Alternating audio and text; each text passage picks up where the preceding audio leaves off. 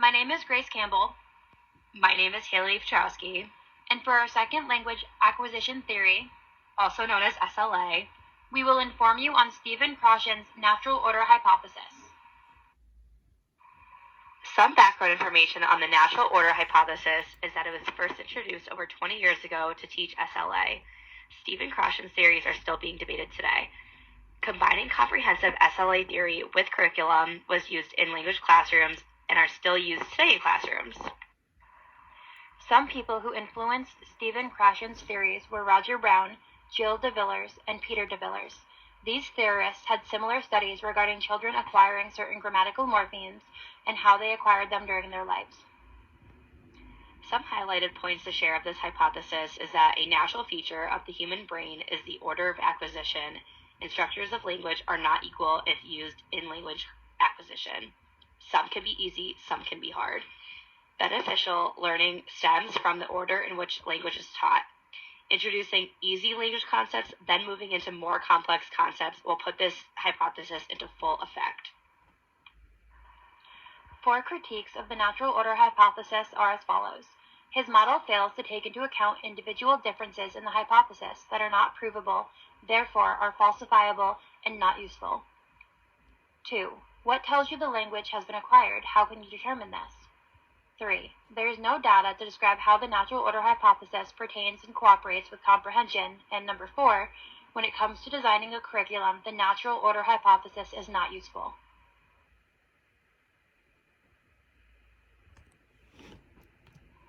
Ways to use the natural order hypothesis in the classroom is to vary strategies in the way in which it is delivered. For example, differentiating instruction, such as utilizing different learning styles in the classroom.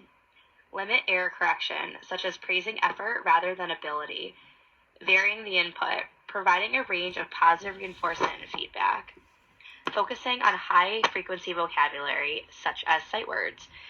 Providing opportunities for students to progress at their own pace. Be ready for student variability of time spent on tasks and activities. Keep the content interesting and student-focused. What do they want to learn about? Revisit and repeat the curriculum. Always be sure to review previous learned topics and information that was taught.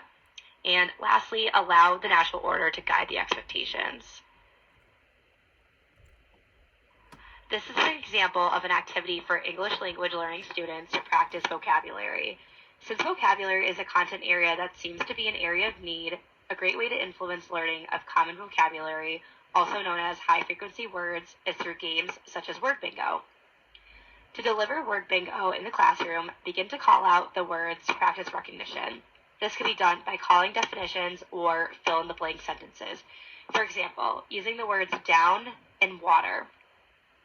First is an example of a definition. The opposite of up is, and then the students would answer with down.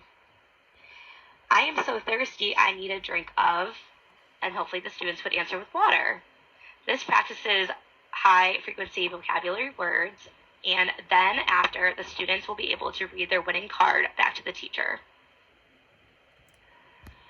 The implications for teaching reading, writing, listening, and speaking while working with English language learners are reading, which is the focus on high-frequency words, writing, which will differ based on the ELL's order of learning, listening, which is the main way this theory is taught, and speaking, which is done in a natural way.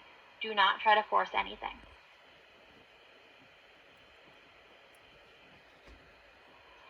Our comprehension question is, how does the natural order hypothesis help with acquiring a second language?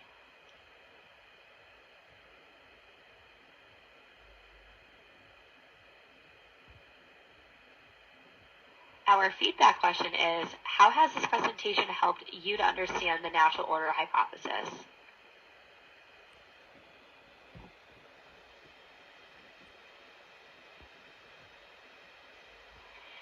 Thank you for listening to our presentation on the natural order hypothesis.